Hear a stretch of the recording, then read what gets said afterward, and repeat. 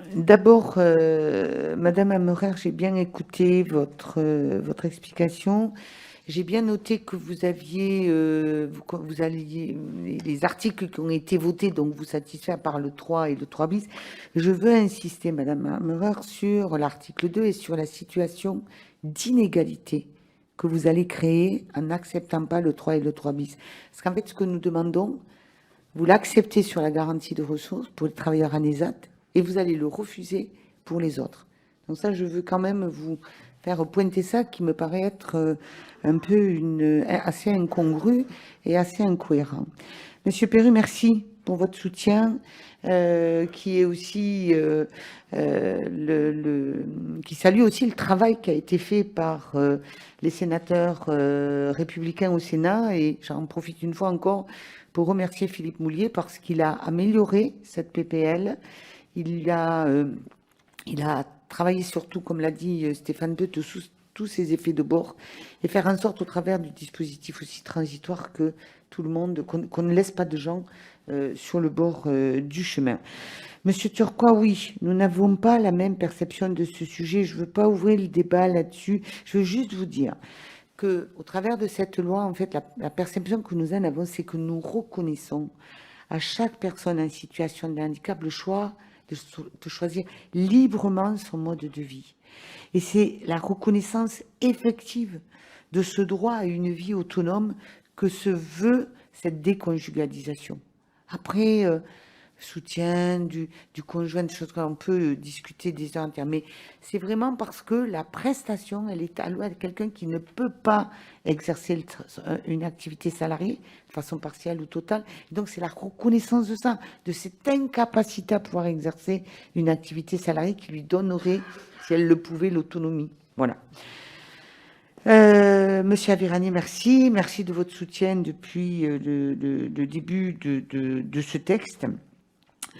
Thierry Benoît, je veux vous dire combien vous avez raison, comme à chaque mandature, de rappeler que celle-ci a voté des mesures améliorant la situation, mais comme à chaque mandature.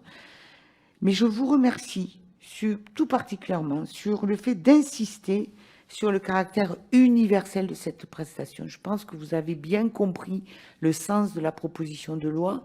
C'est vrai que c'est un terme que je n'utilisais pas, universel, mais je pense que ça recouvre bien le sens de cette demande de déconjugalisation et d'individualisation de la prestation. Voilà.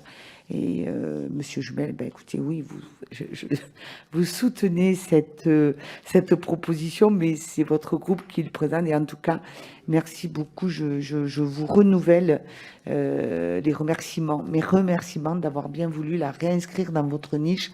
Et je sais combien c'est un acte important pour des parlementaires que de choisir les textes qu'on met dans la niche, parce que ça veut dire qu'on en laisse d'autres de côté. Et c'est donc que le groupe GDR porte une attention toute particulière sur ce sujet et souhaiterait le voir enfin traité dans le cadre de la fin de cette mandature. Merci beaucoup. Oui, juste en complément, 2 éléments. Redire à Madame Amerer que la solidarité familiale relève des prestations qui sont gérées par le Code de la famille et de l'aide sociale, ou le Code de l'action sociale et des familles. Oui, vous avez raison. Sur ce champ-là, la solidarité familiale, elle intervient parce qu'elle répond au principe de subsidiarité.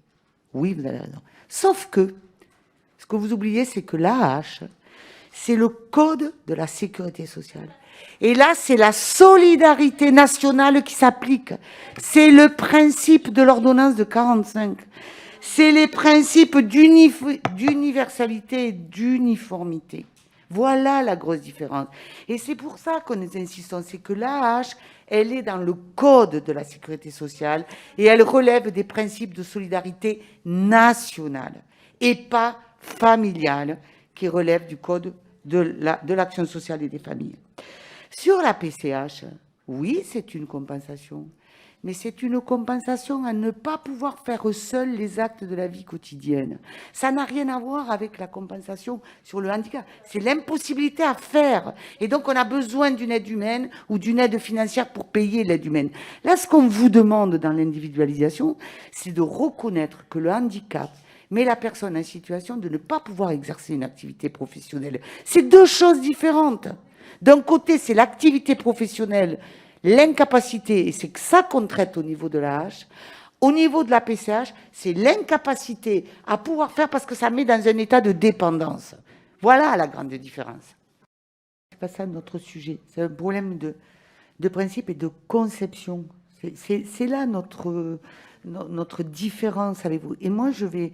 bon, on va pas reprendre tous les arguments. Je veux juste... je sais que parmi les députés de la majorité, il y a des gens qui ont une formation de travailleur social, qui connaissent le droit social. Eh bien, j'en appelle à ces gens-là et de réfléchir entre la différence entre ce qui est l'aide sociale et ce qui est la sécurité sociale. C'est ce qu'on apprend à l'école de service social. Très bien. Très bien.